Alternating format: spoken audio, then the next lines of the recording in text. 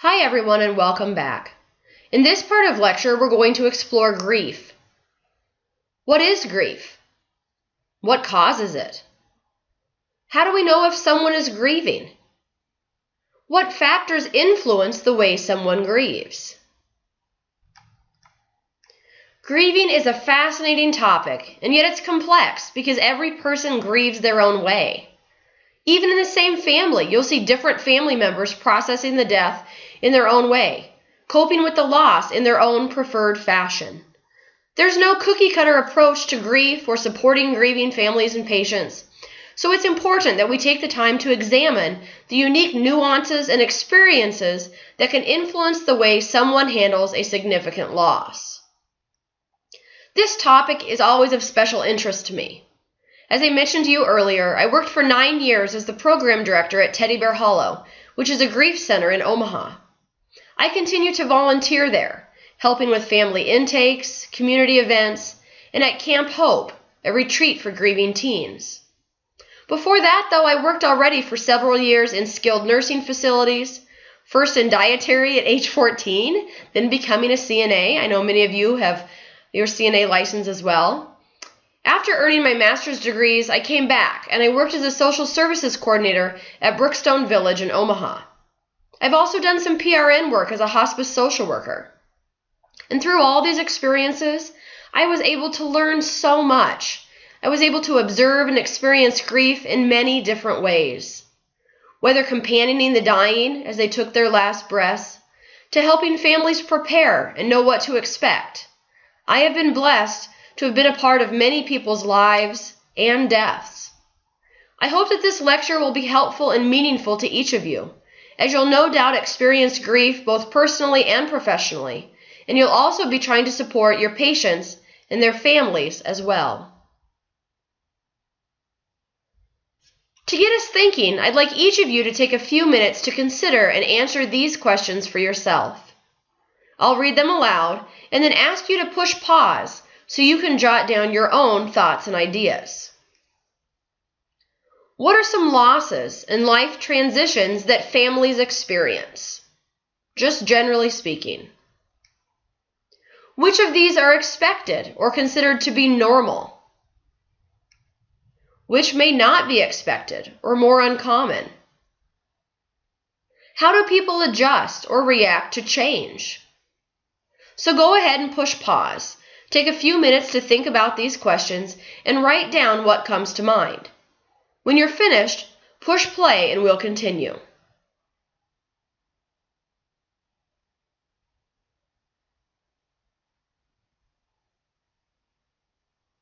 Okay, so what did you come up with? What seem to be some of the more common or expected losses that many families experience at some point? Which ones might be more rare? What types of ways have you seen people react to these types of changes, whether expected or unexpected?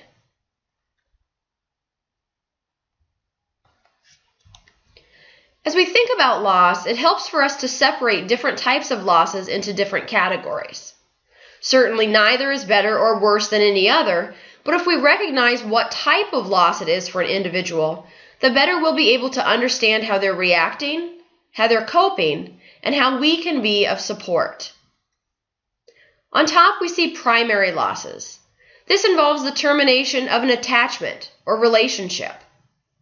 That may mean there was a death, or maybe it was a divorce or separation, maybe even the loss of a job or something significant like that. Secondary losses, on the right there, are those that follow from a primary loss. They're like the domino effect, if you will. After the primary loss, then what happens? Do people have to move to a different house, or maybe even a different city or state or country? Do they have to find a new job? Are they left to be a single parent? Are they now only raising 3 kids instead of 4? It all depends on the type of loss, but the secondary losses are the ripple effects that occur, which many people often overlook initially. Death-related losses, quite obviously, clarifies that the loss was related to the death of a person, or possibly something important, maybe a family pet. On the left, we see losses not related to death, which just implies that also, although someone didn't die, the loss was still significant and may include other losses we've discussed, such as divorce, loss of job, even a critical injury.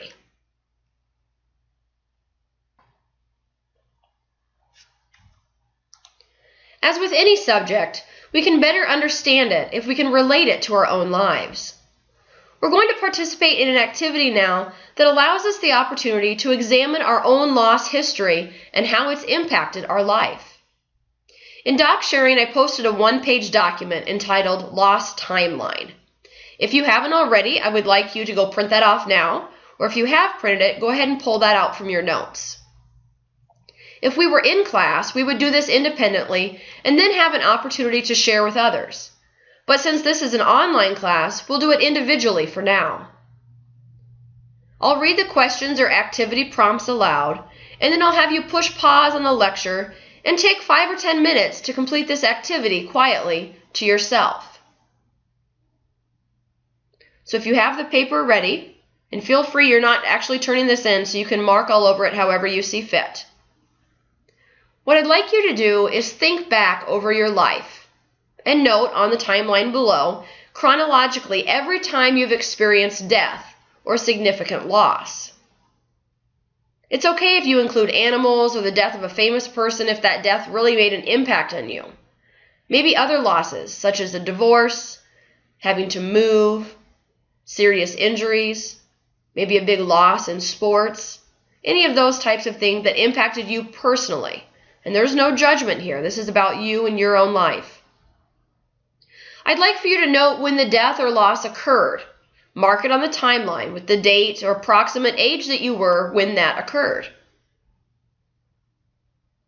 Then add a note about what was involved, especially if it was a death. Was there an accident, an illness-related death, someone died of old age, maybe even a murder or suicide? Make sure you write down the age of that person who died or something else tied to the event that has meaning for you. Note if you felt supported during this loss, and if so, by whom.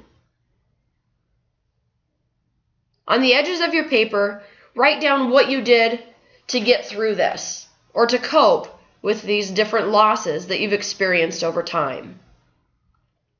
So go ahead and push pause. Like I said, take 5 or 10 minutes, and when you're finished with this, push play and we'll continue.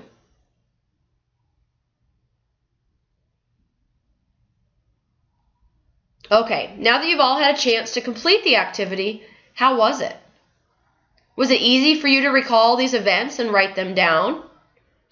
Was it hard to remember or come up with losses?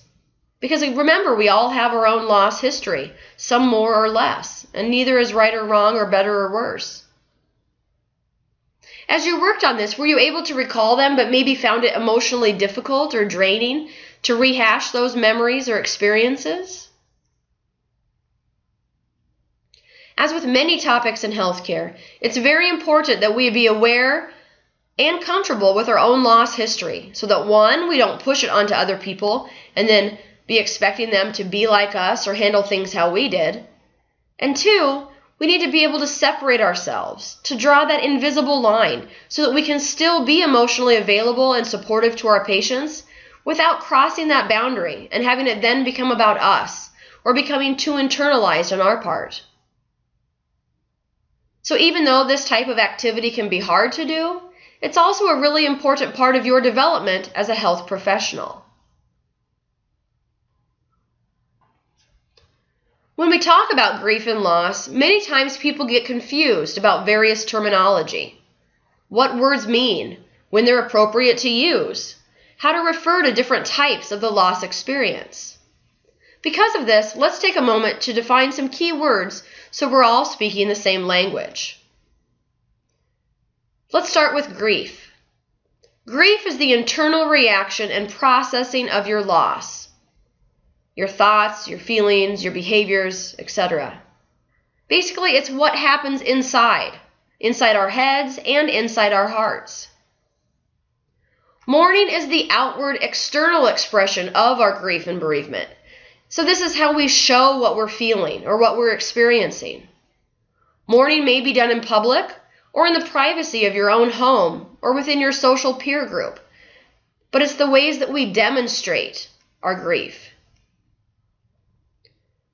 Bereavement is a state caused by loss, such as death. So someone might say they're in a state of bereavement. The term isn't used as commonly in our daily lives, but you will see professionals with titles like bereavement coordinator or bereavement specialist, and that implies that they follow up with the family in the days, weeks, and months following the death. With hospice, for example, the bereavement coordinator follows up to 13 months after the death to help monitor and offer support for the family and to get them through that first year's worth of anniversaries. First birthday without the person, first anniversary without them, first holidays without them, and so forth. We'll be using these terms all semester, so be sure you've got them straight and are using them in the correct way. One thing I've found interesting in the many years I've worked with death and dying is that our society seems to have a need to pathologize everything or give it some type of diagnosis or classification, as if that would make it any easier to understand or handle. And grief is a perfect example of this. While some situations are more chaotic and more complicated than others, grief itself is not a medical problem. In fact, grief isn't a problem at all. It's a natural part of life. Yet, because of people's own discomfort in talking about death and dying, or being around someone as they're approaching death, we subconsciously just wish that everyone would be fine and they wouldn't need to talk about it. Because if they're doing fine and don't need to talk about it, then we don't have to hear it. And then we don't have to become uncomfortable not knowing how to respond. Thus, we put labels on people or unrealistic expectations about how they should grieve, how long it should last. And if they're not, quote-unquote, back to normal after a certain period of time, then we assume there must be something wrong with them. But is that fair? Think back in your own life. If you've had a significant loss, did you act or feel differently for a while? Of course. Did people try to fix you? Did they want you to, quote, be yourself again? Another thing we don't often think about, but has become a more present pressure in our society, is that if we can label grief in a medical or pathological way, then we can more easily bill for treating it. If someone needs to justify a therapy session or medication or an office visit, there are now categories, even in the DSM-5, looking at grief that has gone beyond the normal period or experience. We've all got our own feelings about that, but my point is that we don't want to lose sight of the person or people who are grieving. They're not just a patient or a client or a family, but these are real people with real feelings and real experiences. So, instead of viewing grief as something that's a problem, remember that in reality, it's part of the human experience. Indeed, to grieve is to have loved. It means that you cared, that you felt connected, that you appreciated something. And when that someone or something is suddenly gone, it's only natural to have different thoughts and feelings and reactions about it. And it can't possibly just be resolved overnight. But how common is loss? How many people are grieving at any point in time? These are questions with no solid answers. I've posted some statistics here on the slide for you. Keep in mind that census data takes a while to process, so here's the data from 2014. We can see how many people died in the United States every year on average, and how many of those are in Nebraska and Iowa respectively. Now, when you see the numbers, sometimes people get confused. Do any of you know why Iowa has double the deaths of Nebraska? What do you think? I've had many guesses over the years, and I'll tell you, it has nothing to do with motorcycle helmets or old people or law violations. Rather, it's quite simple. Iowa just has a much larger population than Nebraska. People are dying from the same types of things, but if you have more people living in a state, you'll also have more people dying in that state. For fun, I also put down the approximate number of deaths in the Omaha metro area, just to give you an idea. And we have to remember that between 1/4 and 1/3 of our state's population are minors. So not only do we have to think about who adults are grieving, but children and teens are grieving as well. We need to be aware of this not just in our direct healthcare interactions, but also be thinking about the extended family who's impacted and what services or resources our community has to offer. These numbers look at deaths, though, right? And think about how many people you know. When you die, how many people will be impacted? Maybe they can come to your funeral, maybe they can't, depending on their life circumstances, but how many people will be impacted by your death?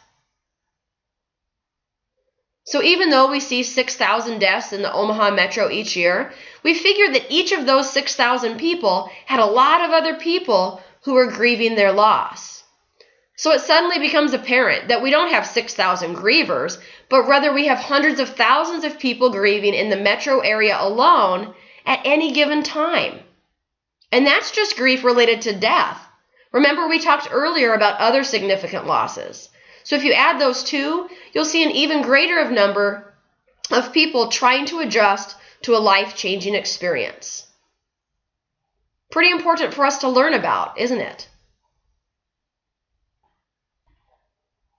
So let's explore this a bit further and examine how these grieving individuals might be feeling, thinking, or even behaving. As you can see here on this slide, the grief response comes in many different forms, and this will be unique to each person. Look at the feelings box first. Someone may feel one of these emotions, many of them, or even all of them, or other things at different points in time, maybe even all in one day. There's no right or wrong way to feel so long as you're not hurting yourself or someone else. So it's important that we validate or give permission for our patients and their families to feel the way they do. What about thought patterns? What types of cognitive reactions might people have to a death? Here we see some of the more common experiences. And again, not everyone might be confused or have low self-esteem, for example, but these are some of the most typical ones reported. How about physical symptoms? These are things that may seem obvious, but oftentimes people don't realize these are related to grief. In fact, someone may think they're having a medical emergency when it's just their body reacting to this loss. At the same time, though, I do know people who thought they were just having a physical reaction to grief when in fact they were also having some type of cardiac episode. Therefore, it's important that we let our patients and their families know what might happen, how they might feel, or what symptoms they might experience in all these different types of reactions or responses. Finally, let's look at behaviors. These are things that we can see or might pick up on as being different. We become more concerned when these behaviors last for a long time and when there are extreme changes. For example, if there's a change in sleeping, maybe the person can't fall asleep, or maybe they want to sleep all the time. Similar with eating habits. They may have no appetite or a huge appetite, and either can be concerning if it goes on for too long. The idea, though, with all these different types of grief reactions is that they are normal. It's normal to feel sad and angry, to have trouble concentrating, to feel overwhelmed and irritable. The hard part comes when we have other people telling us that we should quote-unquote be over it now, or we need to get back to how we used to be. That's not how it works. It does bring up a good question, though, and that is, at what point do we need to become concerned or worried that someone's grief may be too intense or may be lasting too long? Clinically, you'll see doctors and therapists giving about a 6-month time frame. We need to be really clear, though, on what this actually means. They're not saying that if you're not quote-unquote over it in 6 months, that there's something pathologically wrong with you. But that's what many people assume. Instead, they're saying that if, after a 6-month period, your grief is still so intense that you are not able to function well on a daily basis, then maybe it's time you see a professional. It might be a counselor or your physician, maybe even joining a support group so that you can work through your grief rather than letting it stop you in your tracks forever. The problem, though, is that most of society doesn't understand all that. And again, people feel uncomfortable. So we just want people to act how they've always acted and be back to the point where it's all just okay and not awkward anymore. But unfortunately, that approach usually doesn't feel very supportive or encouraging to those who are grieving. In reality, grieving and mourning lasts a lifetime. It just looks and feels different as time goes on. Along that note, though, time alone does not heal. Rather, someone needs to also be able to work through their grief and process it in order to move forward with their life.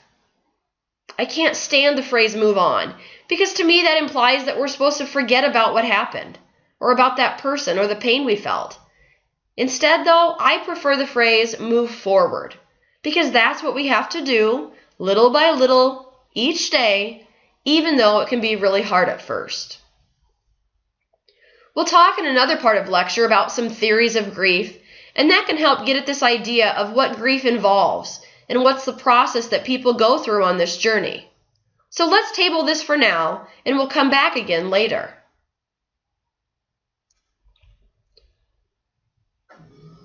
Contrary to this myth of time alone will heal, what most accurately determines how one responds to grief are actually the many different factors related to the type of relationship that person had with the one who died. Let's explore the four main determinants here, as we see on this slide. The nature of the death. In other words, how did the person die? Was their death anticipated? Maybe they had a terminal or chronic illness and you knew their time would come. Or was it sudden and unanticipated? Did you not have any warning or any time to prepare? One thing to remember here is that even a terminal illness can actually end in an unanticipated death. So let's say you're diagnosed with pancreatic cancer and the doctor thinks you have about 3 months to live. Does that mean you're guaranteed 3 months? Does it mean you cannot die sooner or live longer? Of course not. Sometimes, though, families are holding on to hope, and they don't realize that, and so they begin planning for that specific amount of time in the doctor's prognosis.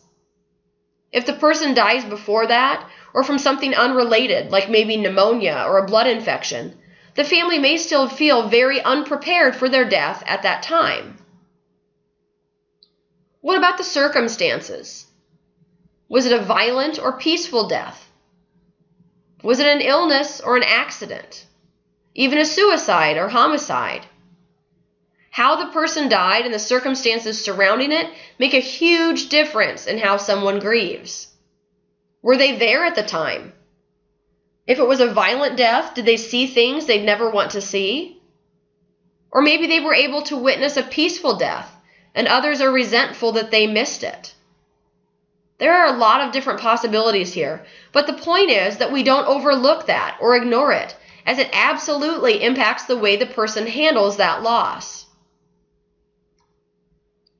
What type of relationship did they have with the deceased? Were they family, friends, co-workers, neighbors, childhood classmates? Did they have a loving, supportive relationship? Or was it a tense, strained relationship? Was there any abuse involved? What responsibilities, if any, did they have for the person before he or she died? Then we look at the developmental age of the survivor. We'll talk a lot more about death in this upcoming lecture, but it makes sense to think that little kids will process and cope in different ways than teenagers would, or certainly than adults would. So we'll come back and explore this in more depth. Finally, what was the nature of the family system like? Even if it was a close friend, many times friends are like family to us. So be thinking about what communication patterns were like, what values or beliefs were shared or disagreed upon, what other loss history precedes this current death, as well as any boundary issues that seem apparent. Sometimes we don't even pick up on these things in our daily life because it's just our normal. But when someone dies, we realize that there are things about our own family or friendship dynamics that influence the way we'll be coping with the loss. Finally, we must not forget to consider one's culture and the implications that has on their death, dying, and the grief experience. For each of our patients and families, we want to look at things like how their religion or spiritual beliefs and practices play a role. Maybe we need to do something or not do something in order to help them have a good death. Maybe there are written or unwritten rules about who needs to say a specific prayer, or wash the body, or perform death rites or rituals, and it's important that we don't overlook these things. What's your patient's ethnicity or nationality? Do they have specific death customs and traditions that need to be followed based upon this part of their cultural identity? Do they speak a different language? And if so, how can we get an interpreter or a healthcare provider who speaks the same language involved to help things go as smoothly as possible, both before, during, and after the person dies? What's their lifestyle? What's important to them? What makes their life unique, special, or different? How can we accommodate for this rather than judge? Nothing is more personal than the beginning and ending of life, so we want to make it the best that it can be. With that thought, how can you be respectful and appropriate in showing your support? How can you help and not offend? How can you be involved but not over-involved or under-involved? These are questions we'll explore in more depth, but I want you to start thinking about them now.